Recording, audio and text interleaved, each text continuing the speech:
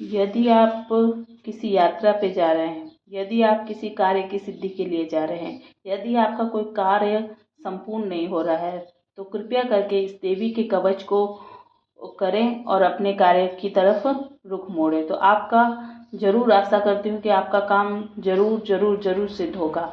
यह मेरा एक्सपीरियंस है।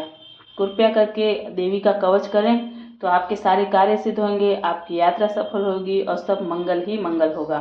जय माता दी। तो कवच प्रारंभ करते हैं। श्री मार्कंडेय जी बोले, हे ब्रह्मा जी, इस संसार में परम गुप्त जो कवच है और जो सभी प्रकार से मनुष्य की रक्षा करने वाला है और जिसे अभी तक किसी से प्रकट न किया गया हो, उस कवच को मुझे बताइए। श्री ब्रह्मा जी मार्कंडेय जी से बोले, हे विप्र, जो अत्यंत छिपा हुआ संपूर्ण जीवमात्र का उपकार करने वाला तथा पुण्यदायक श्री देवी जी का कवच है, सो तुम उस कवच को मुझसे सुनो। अब मैं पहले तुम्हें कवच की अधिष्ठात्री देवी की नव मूर्तियों के नाम ध्यान करने के लिए बतलाता हूँ। वे इस क्रम से है। प्रथम शैलपुत्री, दूसरी ब्रह्मचारिणी, तीसरी चंद्रघंटा, चौथी कुष्मांडा, पांचवी स्कंदमाता, छठी कात्यायनी, सातवीं कालरात्रि, आठवीं महागौरी और नौवीं सिद्धिदात्री। यह नौ देवियां हैं जो मनुष्य अग्नि से जलते समय शत्रुओं के बीच युद्ध में गया हुआ तथा महान संकट में भय से दुखी होकर भगवती की शरण में जाता है, उसका किंचित भी अनिष्ट नहीं होता और उस पर मैं कभी भी आपत्ति, शोक, भय और दुख नहीं देखता हूँ।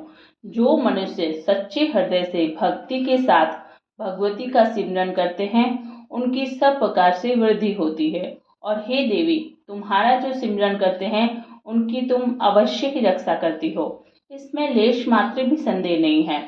श्री चामुंडा देवी प्रेत पर, वाराही भैंसे पर, ऐन्द्री हाथी पर, वैष्णवी देवी गरुड़ पर, श्री माहेश्वरी बैल पर, कौमारी मोर पर तथा श्री विष्णु भगवान की प्रिया श्री लक्ष्मी जी कमल हाथ में लिए हुए कमल पर विराजमान है। श्वेत रूप धारण किए हुए ईश्वरी देवी बैल पर तथा समस्त आभूषणों से सुशोभित ब्रह्मी देवी हंस पर आरूढ़ है। इस प्रकार ये समस्त देवियां संपूर्ण योगों से युक्त विविध भांति के आभूषणों तथा रत्नों से शोभायमान हो रही हैं। ये समस्त देवियां क्रोध युक्त रथ में बैठी हुई दिखाई देती हैं और शंख, चक्र, गदा, शक्ति, हल, मुशल, खेटक, तोमर, परशा, पाश, भाला, त्रिशूल और उत्तम आयुध, सारंग, धनुष्य दैत्यों का वध करने तथा भक्तों को अभय दान देने के लिए देवताओं के हित के लिए इन शस्त्रों को धारण करती है। हे महारौद्री, महाघोर पराक्रम वाली देवी, तुम्हारे लिए नमस्कार है। हे महाबलशालिनी, महान उत्साह वाली, हे महाभय विनाशिनी, हे बड़ी कठिनता से दर्शन देने वाली, शत्रुओं के भय को बढ़ाने वाली देवी, मैं तुम्हारी शरण में आया हूँ, मेरी रक्षा करें। पूर्व दिशा में ऐन्द्री देवी, अग्नि कोण में अग्नि देवता, दक्षिण दिशा में वाराही देवी, नैऋत्य कोण में खड़गधारिणी, वारुणी देवी पश्चिम में तथा वायु कोण में मृगवाहिनी, उत्तर दिशा में कौमारी, ईशान कोण में शूलधारिणी, ऊपर आकाश से ब्रह्माणी और नीचे से वैष्णवी मेरी रक्षा करें। इस प्रकार शव मुर्दे पर बैठी हुई चामुंडा देवी मेरी दसों दिशाओं से रक्षा करें।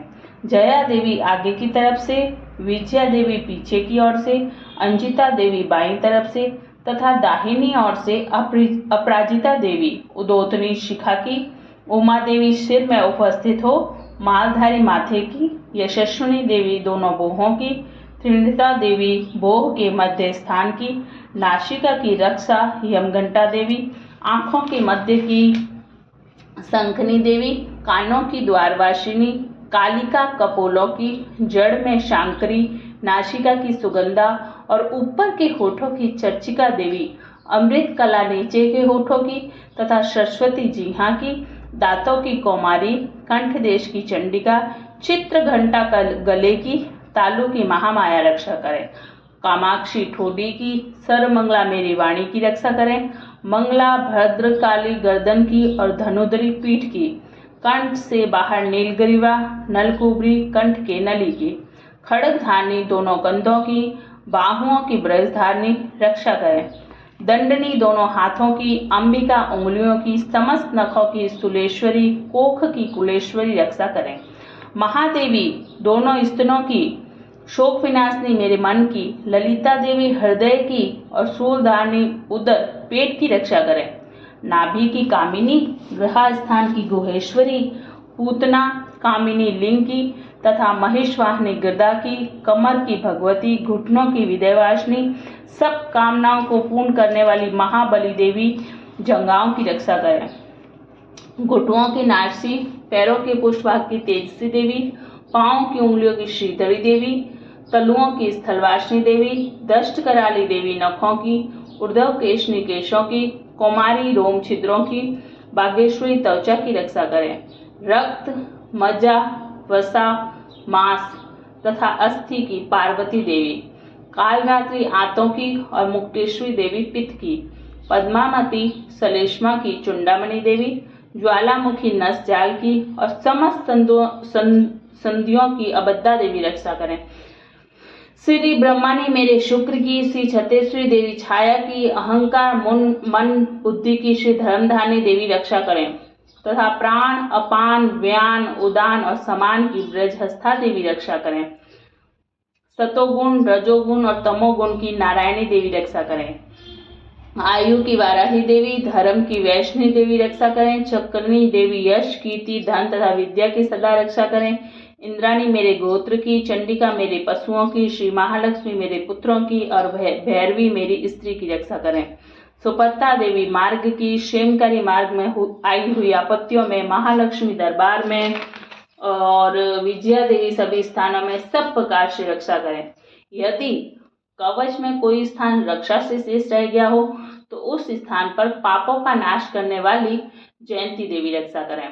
अपने कल्याण चाहने वाले मनुष्य को कवच के बिना एक पग भी न चलना चाहिए, क्योंकि कवच से अपनी रक्षा करके नित्य जिस जिस स्थान पर जाकर जिस जिस कार्य की इच्छा करता है उस कार्य में अतुलनीय ऐश्वर्य को प्राप्त कर लेता है तथा जिसने कवच धारण कर रखा है वह युद्ध में निर्भय होकर विजय को प्राप्त करता है और वह तीनों लोकों में पूजनीय हो जाता है।